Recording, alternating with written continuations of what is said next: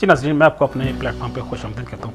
नाज़रीन, ये आप भी जानते हैं और इस कुर्रे अर्ज़ पे रहने वाला हर इंसान इस हकीकत से शनासा है कि ये कायनात, ये इंसानियत, बनी नौ इंसान कभी भी मज़हब से मावरा नहीं हुई। हर दौर में, इंसानी ज़िंदगी के हर दौर में बहरहाल मज़हब यहाँ पे मौजूद रहा है और ये लाज़मी हिस्सा भी है, इसे मौजूद रहना भी चाहिए, क्योंकि इससे मैं समझता हूँ कि इंसान को खुद शनासी होती है। हम अपनी पहचान करते हैं कि हम कहाँ से आए हैं और हम अपनी ज़िंदगी गुजारने के बाद किधर चले जाएंगे, और हमारे जो अकरबा हैं, हमारे जो आबा हैं, वो अपनी ज़िंदगी पूरी करने के बाद कहाँ चले गए। तो एक दुनिया की कोई साइंस ऐसी नहीं है, कोई सब्जेक्ट ऐसा नहीं है जो इस क्वेश्चन को सेटिस्फाई कर सके। ये क्वेश्चन आपको सिर्फ़ और सिर्फ मैं समझता हूँ कि इसी रिलीजन ही से मिलेगा। दूसरी बात यह है कि जो मज़हब है, इससे इंसानियत कभी भी खाली नहीं रही। जो इंसानी ज़िंदगी है, इसका मज़हब के साथ एक लाज़िम व मलज़ूम वाला रिश्ता है। जिस तरह मछली पानी के बगैर नहीं रह सकती, इसी तरह मैं समझता हूँ कि इंसान भी मज़हब के बगैर अपनी पूरी ज़िंदगी जो है वो पूरे तवाज़न के साथ कभी मुमकिन ही नहीं है कि वो गुजार सके। किस तरह से हो सकता है कि हम अपने खालक से डिस्कनेक्ट होके, हम अपने रब से डिस्कनेक्ट होके, उसकी शरीयत से, उसके कानून से और उसकी डॉक्ट्रिन से, उसके जो होली बुक्स हैं उसको फॉलो ना करते हुए हम मतवाज़न ज़िंदगी गुजार सकें? ये मुमकिन नहीं है। ये बात मैंने इसलिए की है क्योंकि मैंने एजुकेशन सिस्टम के हवाले से क्योंकि बात कर रहे हैं, तो जब हम एजुकेशन सिस्टम की बात करते हैं, ये कभी हो नहीं सकता कि हम दुनिया के मज़ाहब को एक तरफ कर दें।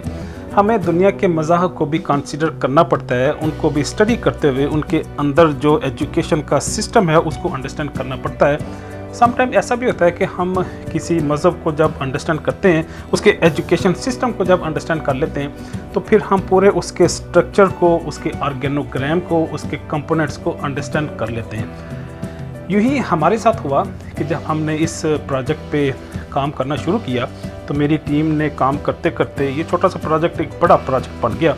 तो फिर बजाय इसके कि हम सिर्फ एजुकेशन सिस्टम की, उसकी इंट्रोडक्शन, क्लासिफिकेशन, कैटेगराइजेशन, उसके इम्पैक्ट पे बात करें, हम इसको फर्दर फैलाते चले गए और आज हमने सिर्फ इस्लामिक एजुकेशन सिस्टम के हवाले से बात करनी है।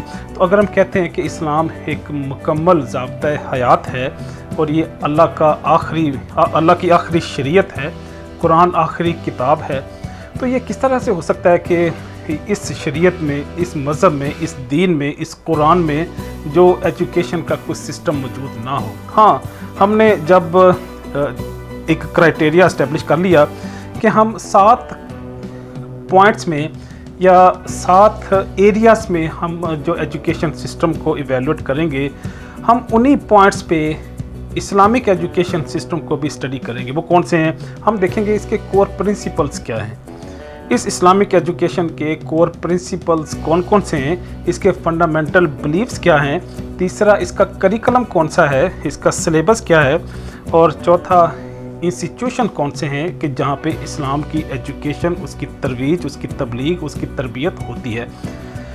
जो पांचवा है, इसकी एडमिनिस्ट्रेशन, इसकी पैटर्नेज, इसकी फंडिंग कहाँ से होती है।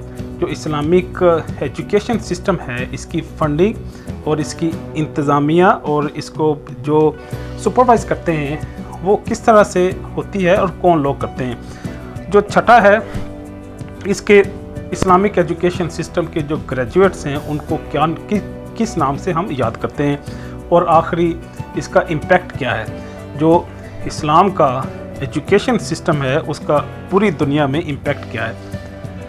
आगे बढ़ने से पहले हमें ये भी अंडरस्टैंड करना पड़ेगा कि इस्लाम का जो एजुकेशन सिस्टम है, जो सदियों से एस्टैब्लिश हो चुका है, वो मदारस की शक्ल में या महल्लों में उनके अपने जो घर में एजुकेशन का एक सिस्टम, एक स्ट्रक्चर मौजूद है, वो अपनी जगह पे मौजूद है। दुनिया में चाहे कितने ही सिस्टम आएँ, दुनिया में चाहे कितने ही जो मॉडर्न या डिफरेंट लेवल के वोकेशनल टीचिंग इंस्टीट्यूशन आए, लेकिन ये बैरल सिस्टम अपनी जगह पे मौजूद है। जो हदीस, तफसीर, कुरान, मंतक, तारीख़, अस्मा और रजाल, सर्फ़ और नहव ये पढ़ाते रहे हैं और सदियों से पढ़ा रहे हैं। अगर हम इस्लाम के कोर प्रिंसिपल की बात करें तो यहाँ पे हमें ये भी अंडरस्टैंड करना पड़ेगा कि इस्लाम की शुरुआत 610 ईस्वी में नहीं हुई, जब हमारे नबी अलैहिस्सलातु वस्सलाम के पास पहली वही आई। अमूमन लोग वो समझते हैं, पर्टिकुलरली जो इस्लाम की बुनियाद से, उसके फ़िक्र से या उसकी बुनियादों से जो शनासा नहीं है, वो समझते हैं कि नबी अलैहिस्सलातु वस्सलाम ने जब उन पर पहली वही आई तब इस्लाम का आगाज़ हुआ। ऐसा नहीं है। इस्लाम हमारे बाबा आदम के साथ ही, उनके दुनिया में तशरीफ़ लाने के साथ ही मार्ज़ वजूद में आ चुका था और ये इंसान की ज़िंदगी तक ये रहेगा। जब तक ये दुनिया है तब तक इस्लाम रहेगा। तो जो मैं बात करना चाह रहा हूँ वो ये है कि हमारे नबी अलैहिस्सलातु वस्सलाम ने सिर्फ इस दीन की, इस मज़हब की, इस इस्लाम को कंटिन्यू किया, इसको आगे लेके चले और उन पे सिर्फ एक नई शरीयत नाफज हुई जिसने क़यामत तक के लिए जारी रहना था। अदरवाइज़ इस्लाम पहले भी मौजूद था और उसके बाद भी मौजूद रहेगा।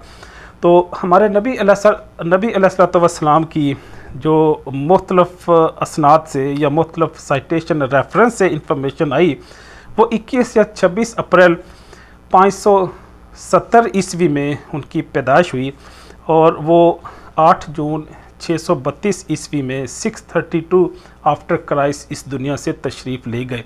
तो गोया उनकी उम्र मुबारक जो थी वो 62 या 63 ईयर्स थी। इतनी देर तक वो दुनिया में रहे और इस दुनिया में उन्होंने इतना बड़ा इनकलाब बर्पा किया कि इंसानी तारीख़ में कभी ऐसा इनकलाब नहीं आया। और ये ऐसा शख्स, ऐसा इंसान ना कभी पहले आया जिसने इतना बड़ा इम्पैक्ट छोड़ा, और ना मैं समझता हूँ कि हमारे नबी अलैहिस्सलातु वस्सलाम के बाद कोई आएगा। उन पे जो इस्लाम का जो इनके, क्योंकि हम इसके कोर प्रिंसिपल की बात कर रहे हैं, तो कोर प्रिंसिपल में हमारे पास हमें पता है कि इस्लाम का जो तौहीद पे बड़ा ज़ोर है। हम सिर्फ़ एक अल्लाह को मानते हैं और हम एक कुरान को मानते हैं, एक ही किताब को मानते हैं। अगर जब दूसरी किताबों को भी मानते हैं तो तौरात, ज़बूर, अंजील को, लेकिन जिसको फॉलो करते हैं वो सिर्फ़ एक ही किताब है, वो कुरान है। और हम दूसरे अंबिया पे भी यकीन रखते हैं। तो गोया हमारे पास इसकी जो कोर प्रिंसिपल है वो कुरान होगा और हदीस होगी। या नबी अलैहिस्सलातु वस्सलाम ने गदीर खुम में कुरान और अहले बैत का ज़िक्र किया, तो गोया कुरान, हदीस और अहले बैत, इन तीनों चीज़ों से हम इस्तेंबात करेंगे। इन तीनों चीज़ों से हम इस्लाम की रोशनी लेंगे। इस्लाम के जो Islamic system, Islamic education system के जो फंडामेंटल बिलीव्स हैं, ये उसका दूसरा पार्ट है। पहला पार्ट एजुकेशन सिस्टम का हमने देखा जो कोर प्रिंसिपल्स हैं, और दूसरा इसके जो फंडामेंटल बिलीव्स हैं वो 5 हैं। 5 इसके बिलीव्स हैं जिसको हम ईमानियात कहते हैं, और 5 इनके पिलर्स हैं, पिलर्स ऑफ इस्लाम, जिसको हम अरकान इस्लाम कहते हैं। ईमानियात में हमें पता है कि हम अल्लाह पे ईमान लाते हैं, हम नबियों पे, किताबों पे, फ़रिश्तों पे और यौम आखिरत पे। ये चार ईमानियात हैं जिस पे ईमान लाना इस्लाम की हदूद में, इस्लाम की अमारत में, मुसलमानों के लश्कर में शामिल होने के लिए ये 5 ईमानियात होने चाहिए। फिर इनके 5 पिलर्स हैं, 5 प्रैक्टिसेस हैं। वो कौन सी हैं? वो नमाज, रोज़ा, हज, ज़कात और आखिरी जहाद है। ये 5 प्रैक्टिसेस हैं, रिचुअल्स हैं जो हम परफॉर्म करते हैं इस अपने आप को इस्लाम ज़ाहिर करने के लिए। ये मैंडेटरी है कि हम ये 5 चीज़ें परफॉर्म भी करें। फिर इस एजुकेशन सिस्टम का, इस्लामिक एजुकेशन सिस्टम का कोई ना कोई करिकुलम भी होना चाहिए। हाँ, इसके करिकुलम के 3 पार्ट हैं। पहला जो कंपोनेंट है वो तो प्योरली रिलीजियस है, उसमें सबसे पहले कुरान होगा जिसकी स्टडी को हम तफसीर कहते हैं। फिर दूसरा हमारे नबी अलैहिस्सलातु वस्सलाम की ज़िंदगी है जिसको सुन्नत भी कहते हैं, हम उसको हदीस का नाम भी देते हैं, हम उसको सीरत भी कहते हैं, सीरतुन नबी के नाम से याद करते हैं। और तीसरा इसमें होगा वो फ़िक हो सकती है, अस्मा और रजाल है, सर्फ़ व नहव है, तजवीद है, मंतक है, और इसमें और इसके जो रिलेटेड सब्जेक्ट होंगे। ये तो मैंडेटरी सब्जेक्ट हैं, तफसीर, हदीस, फ़िक, मंतक, इस्मा और रजाल और तारीख़, सर्फ़ व नहव और तजवीद। इसके साथ साथ जनरल एजुकेशन भी होती है। जनरल एजुकेशन में हमें पता है आजकल जो वर्ड यूज़ होता है steam, STEM, science, technology, engineering और मैथ, ये भी इस इस्लामिक एजुकेशन सिस्टम का पार्ट हैं। तीसरी इसकी स्पिरिचुअल एजुकेशन है या इसकी करैक्टर बिल्डिंग है, जिसमें हम जो लर्नर्स हैं, जो स्टूडेंट्स हैं, उनकी करैक्टर बिल्डिंग होती है कि उसमें ऑनेस्टी सिखाते हैं, उसमें विर्च्यू सिखाते हैं, विर्चुअलिटी, फिर रिस्पेक्ट सिखाते हैं।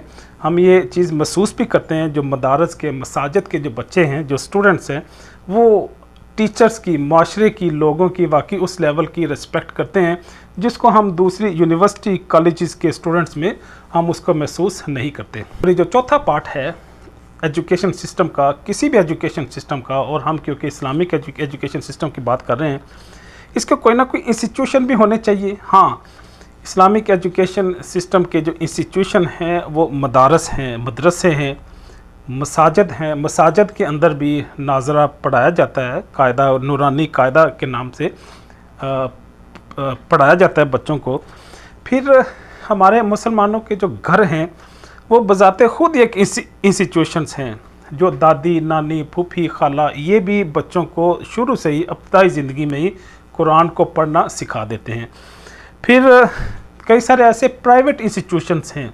हमें पता है कि पाकिस्तान में जिस तरह दार अरकम है, हिरा स्कूल सिस्टम है, गज़ाली है, फिर सुफ़ा है, फिर पाकिस्तान के अंदर वफाकुल मदारस के नाम से अदारा भी मौजूद है, जो रिकग्नाइज़ करता है, जो करिकुलम डिज़ाइन करता है, जो सुपरवाइज़ करता है, एग्ज़ामिनेशन, इवैल्यूएशन के प्रोसीजर को, प्रोटोकॉल को वो फॉलो करता है और कराता है।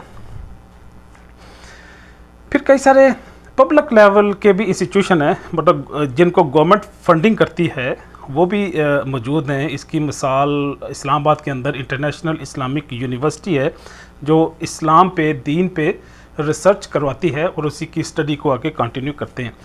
जो पांचवा है कंपोनेंट इस इस्लामिक एजुकेशन का, इस्लामिक एजुकेशन सिस्टम का, कि इसकी एडमिनिस्ट्रेशन, इसकी मैनेजमेंट और इसकी सुपरविजन कौन करता है, इसको फंडिंग कौन करता है। हाँ, सबसे ज़्यादा इन्हें डोनेशंस आती हैं पूरी दुनिया में, या लोकल जिस माशरे, जिस कौम के अंदर, जिस शहर के अंदर वो अदारा मौजूद होता है, वहाँ के लोग उसको डोनेट करते हैं, उसकी फंडिंग करते हैं।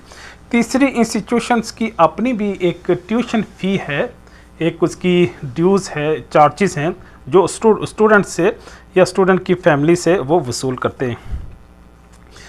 फिर इसके साथ साथ कुछ कम्युनिटीज़ हैं, फैमिलीज़ हैं, ऑर्गेनाइजेशंस हैं, वो भी उसको डोनेट करते हैं। ऑर्गेनाइजेशन के साथ साथ हम देखते हैं कि कुछ ट्रस्ट हैं, वो trust not for profit organisations हैं, NGOs हैं, जो एक तो अपने रिसोर्सेज खुद से जनरेट भी करते हैं, वो चाहे कहीं ना कहीं इन्वेस्ट कर दें जो रिसोर्सेज हैं, चाहे जो कई सारे और जो बिजनेसेस हैं, प्रॉपर्टीज़ हैं, वो क्योंकि जब डोनेट करते हैं तो उन प्रॉपर्टीज़ की किसी और बिज़नेस में इन्वेस्ट करते हैं, तो वो परमानेंट सोर्स ऑफ इनकम बन जाते हैं उस पर्टिकुलर मदरसे के, मस्जिद के या अदारे के। जो छठा पार्ट है इस्लामिक एजुकेशन सिस्टम का, कि इस कारखाने में या इस सिस्टम में, इन एजुकेशन सिस्टम के अंदर जो प्रोडक्ट बनती है उसको हम क्या नाम देते हैं। ग्रेजुएशन के बाद, सर्टिफिकेशन के बाद, सनद मिलने के बाद जब दस्तारबंदी होती है, तो दस्तारबंदी के बाद हम ऐसे ग्रेजुएट्स को मुफ्ती भी कहते हैं, हम उनको आलम कहते हैं, हम शेख भी कहते हैं, हम उसे इमाम कहते हैं, हम उसे मुफ्ती कहते हैं, फ़कीह कहते हैं। ये सारे नाम हम इन ग्रेजुएट्स को कहते हैं जो इस्लामिक एजुकेशन सिस्टम से फ़ारिग होके, ग्रेजुएट होके, कन्वोकेशन के बाद जब वो सनद वसूल कर लेते हैं। फिर आखिरी चीज़, इसका इस्लामिक एजुकेशन सिस्टम का इम्पेक्ट क्या है, मतलब इसका रोज़मर्रा ज़िंदगी में, पूरी इस्लामी दुनिया में इसका इम्पेक्ट क्या है। मैं समझता हूँ कि अगर इस्लाम ज़िंदा है, अगर इसके अकायद ज़िंदा हैं और अल्लाह ने इसको ज़िंदा रखा है, तो उसका एक ये भी वसीला है कि घरों के अंदर गुमनाम, किसी को पता भी नहीं होता, वो किसी से कोई किसी मफाद के तलबगार भी नहीं होते, ऐसे खुदाई खिदमतकार फ्री में कुरान पढ़ते और पढ़ाते हैं। क़ाल अल्लाह व क़ाल रसूल के नाम से वो लोगों को एजुकेट देते हैं, रोशनी प्रोवाइड करते हैं। और जब तक ये मदारस ज़िंदा हैं, जब तक ये मसाजिद हैं, उलमा हैं, तब तक मैं समझता हूँ कि इस्लाम मौजूद रहेगा अपनी पूरी रोशनी और तवानाई के साथ। तो इसका अगर इम्पेक्ट देखें तो इसका डेफिनेटली इस्लामी माशरे के अलावा भी पूरी दुनिया में हमें इसका इम्पेक्ट नज़र भी आता है। वो चाहे मईशत हो, माशरत हो, सकाफ़त हो, तमद्दन हो, हकूमत हो, हर जगह पे हम इसका इम्पेक्ट महसूस करते हैं। कई सारी मिसालों से भी मैं इसको साबित कर सकता हूँ, लेकिन मैं इसको ज़्यादा लंबा नहीं करना चाह रहा। तो मुझे लगता है कि एजुकेशन सिस्टम के हवाले से, इस्लामिक एजुकेशन सिस्टम के हवाले से आज जो हमने गुफ्तगू की है, ये आपको किसी न किसी लेवल पे हेल्प भी करेगी और आपके इल्म में इजाफे का भी सबब बनेगी। इजाज़त चाहूँगा। अल्लाह हाफ़िज़।